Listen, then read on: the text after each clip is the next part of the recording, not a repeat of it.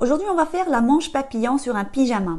Donc, pour faire ce pyjama, on aura besoin du patron, du top sans manche. Donc, vous regardez le top sans manche. Et là, j'ai laissé le lien juste en dessous. On aura besoin juste du devant pour pouvoir faire la manche. D'accord? Donc, tout ce que vous avez à faire, c'est pour les personnes qui n'ont pas encore fait ce cours, ils vont jeter un coup d'œil pour pouvoir faire le top, le devant et le dos. Et de là, on va sortir la manche papillon. D'accord? Alors, pour plus de notifications, il faut vous abonner et appuyer sur la cloche. Dès que le cours est fini, vous aurez des notifications automatiquement. Donc, voilà. Donc, on a besoin juste soit le dos, soit le devant. C'est pareil, parce que l'emmanchure sont identiques, c'est les mêmes. Donc, je vais prendre, par exemple, le dos. Voilà le dos, il est là. Donc, je vais compter de là, sans les valeurs de couture, je vais compter de là 5 cm, par exemple. Parce que l'emmanchure, regardez bien, la manche papillon, elle descend pas jusqu'en bas, d'accord? Elle s'arrête ici. Donc, je vais compter mes 5 cm avec la courbe pour que ça suive le mouvement. Voilà, je vais compter 5 cm. À peu près 5 cm, hein, pas forcément. Si vous faites plus, au moins, c'est pas grave. Voilà, je fais un trait. Pardon. Voilà, j'ai fait un trait ici. C'est-à-dire la manche papillon va s'arrêter ici. Et ce qu'on va faire, donc je vais chercher juste un petit bout. Voilà, juste un petit bout.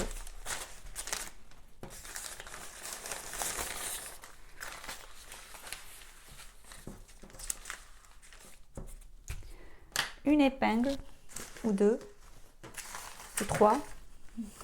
Non, juste une épingle, c'est suffisant.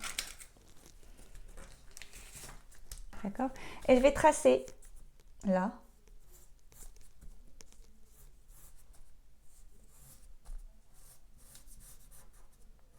Et je m'arrête là. D'accord? Je m'arrête là. Et je trace comme ça la ligne de l'épaule. Donc, je retire ça. D'accord? D'accord. Avant de le retirer, je peux tracer une ligne tout de suite, mais c'est pas grave. Je peux faire ça. Voyez, on a tracé ça. Après, je vais tracer vers le bas. C'est-à-dire, je peux faire ça juste un petit peu, incliner un petit peu la règle environ. Là, j'ai pas le combien de degrés. Attendez, je vais vous dire combien de degrés. J'avais un outil pour ça. Rapporteur. Est-ce que j'ai un rapporteur? Ah bah super, nickel. Avec un rapporteur, d'accord.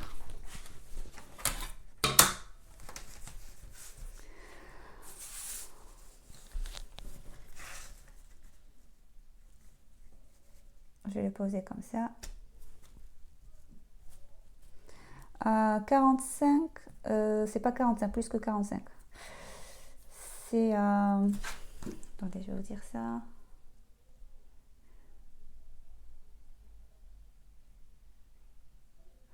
À moins 45, voilà, moins 45 degrés. Et là, je l'ai posé, la ligne, je l'ai posée ici. Donc, c'est-à-dire, peu importe, hein, c'est juste pour vous dire, c'est-à-dire juste pour incliner le trait. Pas forcément, c'est-à-dire si vous faites ça comme ça ou comme ça, c'est pas faux, d'accord? Voilà. Cette partie-là, je fais que 6 cm. Après, on est libre, hein, les mesures, c'est-à-dire les mesures que je suis en train de vous donner, c'est pas des séances exactes. Il faut pas rester sur le reste. C'est-à-dire si j'ai fait 6, vous faites 6. D'accord? Après, vous allez voir le modèle une fois que vous l'essayez. Vous voyez si les prochains patrons, est-ce que vous changez ou pas. D'accord? Alors là, je fais une ligne droite. Moi, par exemple, pour mon cas, je me rappelle, j'ai fait 10 cm. Pour ce cas, j'ai fait 10. D'accord? J'ai fait 10. Et avec la courbe, je trace une ligne.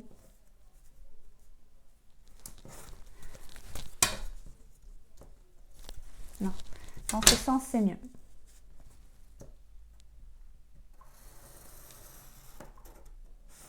Voilà. D'accord?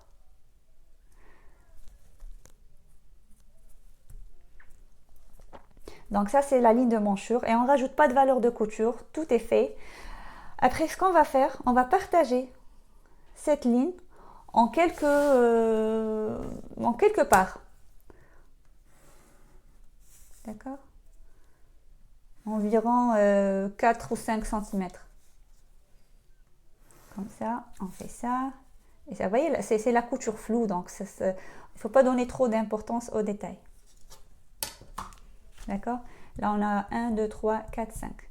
Après, on va couper ça. On va le couper. Donc, rappelez-vous, ici, il faut écrire que c'est emmanchure.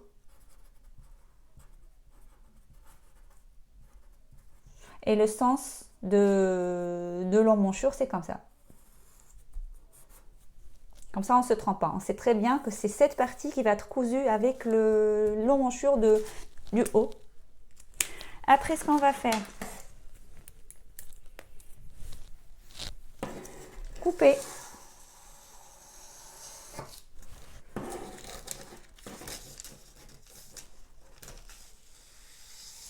Couper ça. Il n'y a pas de valeur de couture parce qu'il n'y aura pas d'ourlet. Il n'y aura pas d'ourlet pour ce haut, ce top. Parce que regardez ce que j'ai fait. J'ai fait une décoration un peu spéciale. Juste, j'ai pris le point zigzag et j'ai tiré pour faire ça. Donc, j'ai pas besoin de faire l'ourlet. Pareil pour le bas. Donc, je vais faire pareil pour celui-là. Alors, ce qu'on va faire, on a besoin du scotch. On a besoin du scotch. Ce qu'on va faire, c'est couper. Je laisse juste 0,5, un tout petit peu. Je vais les séparer comme ça.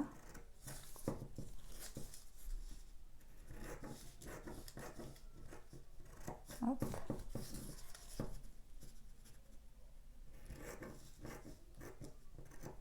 D'accord. Et je viens là, je commence d'abord à scotcher le haut. Alors je vais chercher le scotch, il est juste là.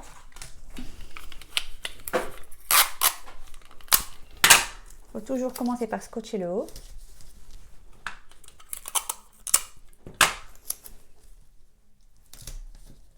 D'accord? Et on va écarter les coupures. On va faire par exemple 5 cm de différence de là.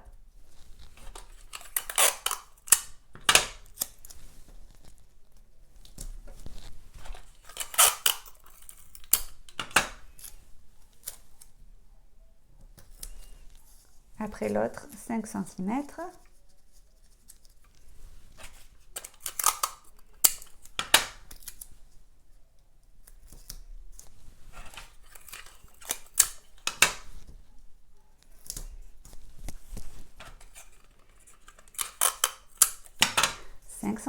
Pareil.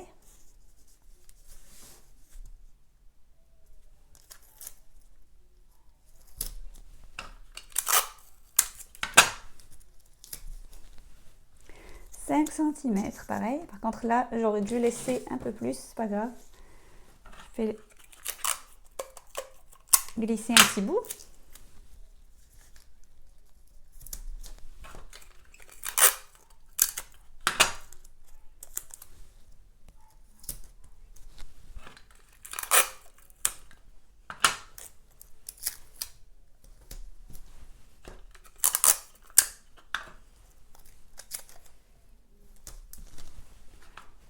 Ça va jusqu'à présent?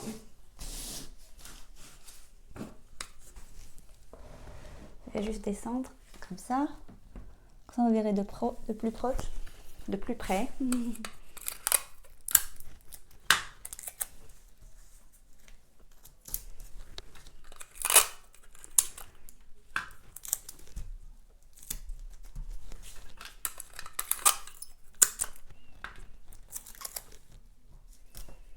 Vous voyez, cette valeur, la valeur là, et cette valeur, c'est pas c'est pas des sciences exactes, c'est pas, ça veut pas dire j'ai fait 10 que vous devez faire 10. Même 5 cm, ça fait une manche papillon, mais plus petite, moins large. Vous pouvez la mettre même 20 cm si vous voulez. Elle descend jusqu'à c'est-à-dire elle cache tout le bras. Vous pouvez faire ce que vous voulez, d'accord? C'est-à-dire même là, si par exemple je veux prolonger, faire plus, je peux le faire, d'accord? C'est pas quelque chose que je dois respecter, 5, 10, vous voyez? Et là, pareil. Là, si je veux vraiment une manche papillon, c'est-à-dire qui est vraiment ondulée, là, je peux écarter plus. Je peux faire tout le tour, tout un cercle. Je veux juste à peine onduler.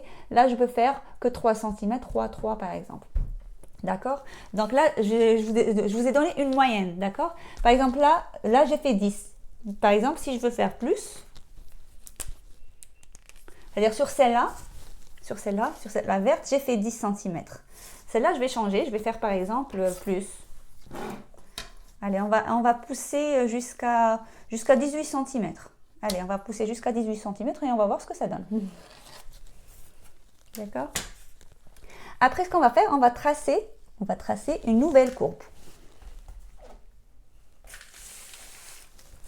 Donc là, je vais tracer une nouvelle courbe. Là, j'ai poussé jusqu'à 20 cm. Ça veut dire là, ça va tomber sur le bras.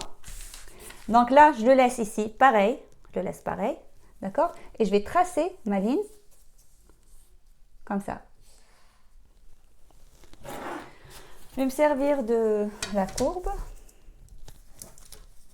Et parfois même sans la courbe, parfois même à la main, on a un résultat meilleur. Bon.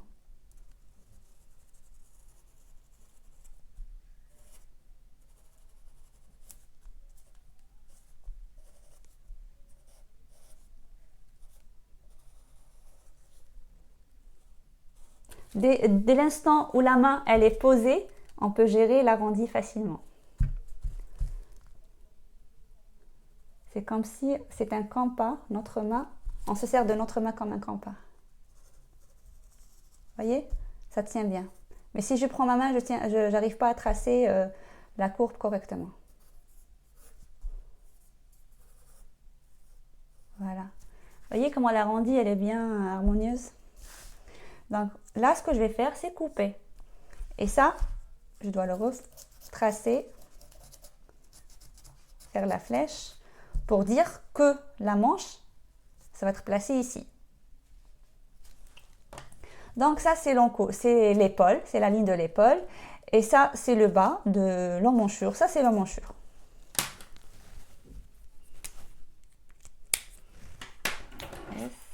Et je coupe. Il n'y a pas de valeur de couture, ni rien du tout.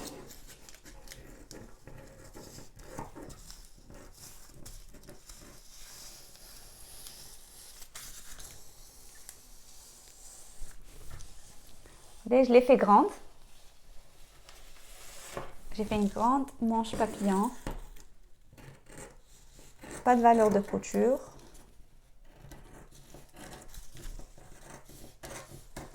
Quand il faut vraiment que je vaille me laver les mains avant de faire la coupe. Là, je coupe, je laisse pas les valeurs de couture. Pourquoi? Parce que c'est une pliure. D'accord? Là, j'écris pliure épaule. Pliure milieu manche. Pliure manche. Voilà, c'est pliure. Pliure manche papillon. Voilà. Après, une fois la placée, ça va faire cet effet papillon. D'accord?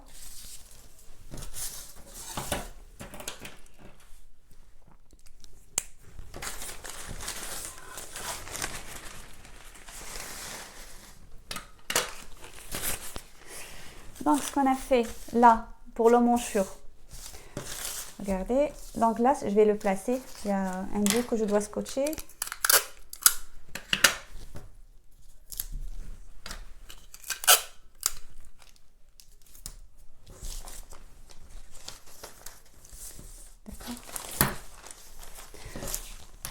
Donc, quand je vais coudre la manche ici. Ça va être placé ici, ça va être une pliure. Et l'autre côté, comme ça. Il va arriver là. et ça va tomber sur le bras. Vous voyez? C'est ça la manche papillon. Donc, je vais ramener le devant, parce que ça s'arrête à 5 cm. Donc, le même cran, je le recopie sur le devant. Comme ça, j'arrête. Quand j'ai le tissu, je vais arrêter ici. Je ne vais pas arriver jusque là. Voilà. Donc là, le patron, il est prêt pour être coupé.